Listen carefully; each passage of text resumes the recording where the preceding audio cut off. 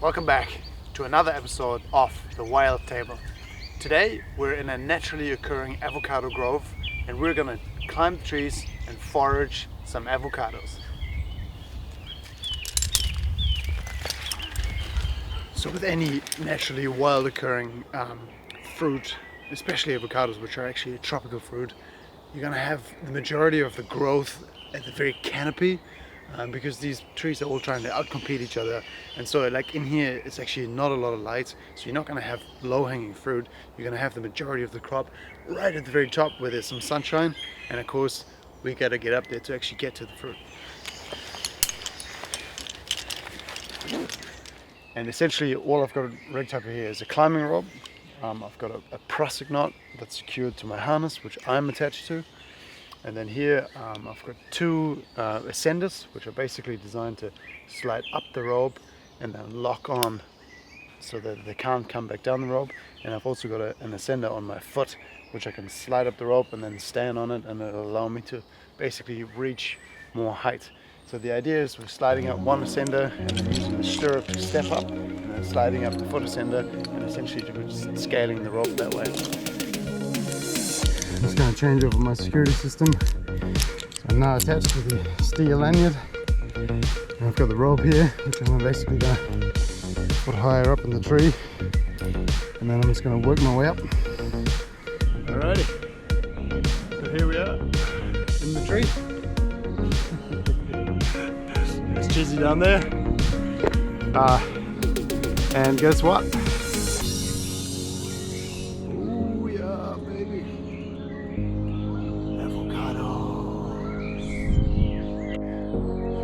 Trusty nippers. We're going to start harvesting some of this fruit. Going to go for the low-hanging stuff first. And there you go. Obviously we're not going to take it all, you know, just going to take enough. Myself, my friends, family. You can always come back. But generally it's the rule for foraging, you know, only ever take what you need. Or a third. Rule of thirds is quite good. Never a need to plunder everything, eh? One thing got to be a little bit mindful of is that avocado wood is by no means the strongest wood in the world. That's why I'm retaining an anchor point further down, just in case there's an end that I'm standing on snaps. You know, I'm attached here with my steel, but I'm also attached further down. So if I'm going to fall, I'll only fall as far as that anchor point.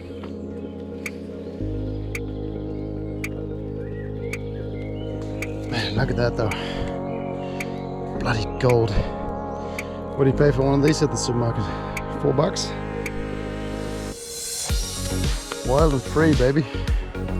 So a little known fact to anyone who doesn't work in the avocado industry. You don't actually want to cut this bit off here. If the avocado loses this little green nib, it goes bad quite quickly.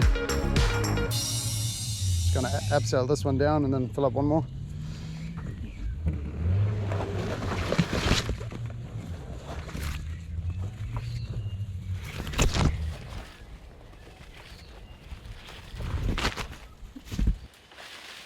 It's now October here in New Zealand, and you can see that a lot of this fruit's starting to go black on the outside, which tells us that the fruit's starting to get ripe. And of course, the more sun exposure it gets, the riper it gets, and then of course there's the chance of it spoiling as well.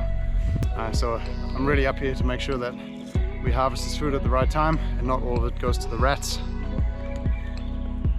Not necessarily for the faint of heart though. I'm about, I want to say about 8 meters off the ground. 10 meters off the ground. And avocado wood is not known to be super strong.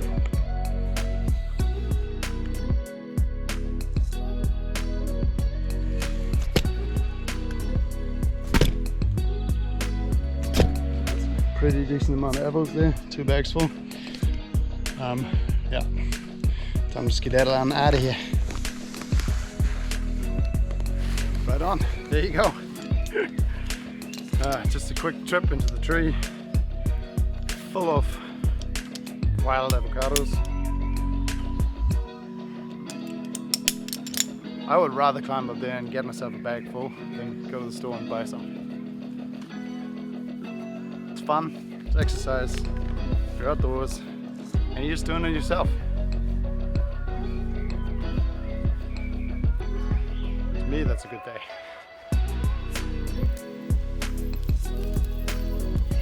There you go. To me, that's just, it's super easy to do adventure.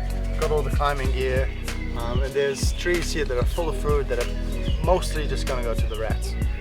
So I'm super stoked that I got to harvest this fruit, and I get to take it back and share it with my family and my friends, and then hopefully come back a few more times and harvest some more. Wild and free. Welcome back to the kitchen. So that was a super successful avocado harvest. Of course, a lot of that fruit wasn't entirely ripe, just hanging up in the tree. So we've given everything a few days to ripen thoroughly. And now these avocados are exactly where we want them. So today, we're gonna make a meal with them. We're gonna make some nice fresh guacamole. Just kidding, because how boring would that be? Instead, we're gonna make some avocado chocolate mousse. Okay, so this is wild avocado fruit, meaning that it's grown in an environment where it hasn't been looked after by man.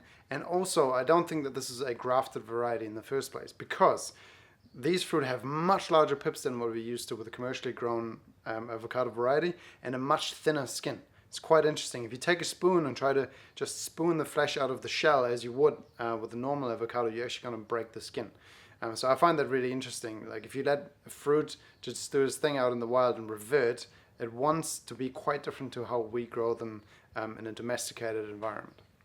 The ingredients and the process for making this mousse are super simple. All we need is avocados, some kind of sweetener. We're going to use maple syrup, obviously chocolate. We're going to use a dark Ghana variety, and a little bit of milk or substitute milk like almond milk or coconut milk. We're in this case using coconut milk.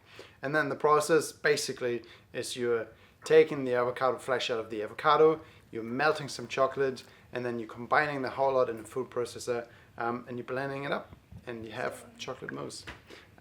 Before you think that sounds disgusting and that you're gonna taste avocado through the mousse, trust me, you won't. The chocolate really does all the flavoring in this dish.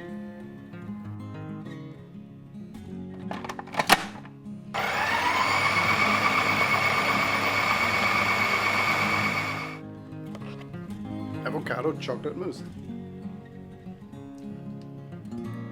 Oh wow. Oh man, that's good. That's really good. That's gonna go down a treat.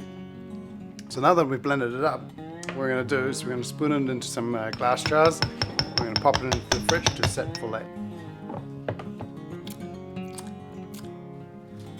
All right, so this avocado chocolate mousse has just been chilling in the fridge while we've been having dinner, and it's set beautifully. We garnished it with some fresh pico, and we got some really good friends over who we're gonna enjoy this amazing dessert with. I can't wait to tuck into this.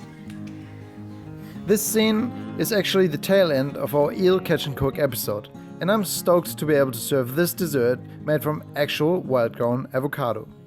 From a tree that I found solely because I learned to pay attention to nature and observe what food is all around me.